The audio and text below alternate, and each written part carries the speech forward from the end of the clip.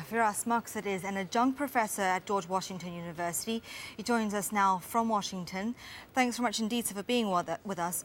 What is Turkey's aim in northern Syria, and how long do you think the Free Syrian Army will be able to hold ground in Jarablus?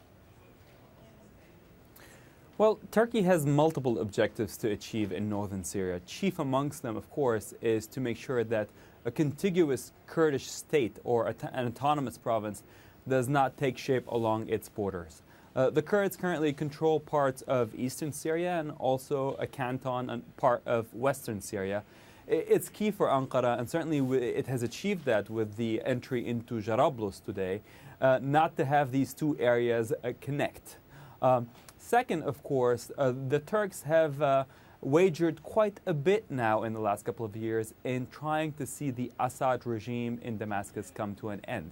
That wager has not paid off, and I think in that thawing of relationship between Moscow and Ankara, and perhaps even to some degree between Ankara and Tehran with the Iranians, that we're seeing the Turks reformulate their policy towards Syria, perhaps a greater acceptance to see Assad remain in an interim transition period. So things are changing. The sands of the Middle East are moving, so to speak. But I think today was quite an achievement for Turkey in that it was able to achieve a blow against ISIS in Jarablus, but also a blow against Kurdish aspirations. Now, considering you're talking about this major policy shift that Turkey has at the moment, will this cause some massive complications between the US and Turkey when it comes to the Kurds? There's certainly the potential for that. And here I would like to point out what's been happening throughout the week in Hasaka in eastern Syria. That is a predominantly Kurdish province.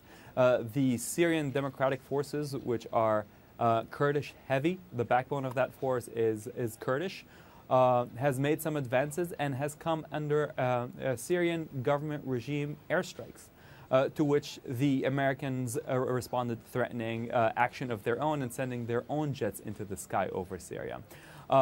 Certainly here, the U.S. trying to protect the force, the predominantly Kurdish force, which it has been building to fight ISIS, which is the primary U.S. strategic objective in Syria, to defeat ISIS, whereas Turkey's primary concern is to make sure that a Kurdish state does not take shape in that part of the world. So there's certainly potential there for a conflict. Thank you very much indeed for your thoughts on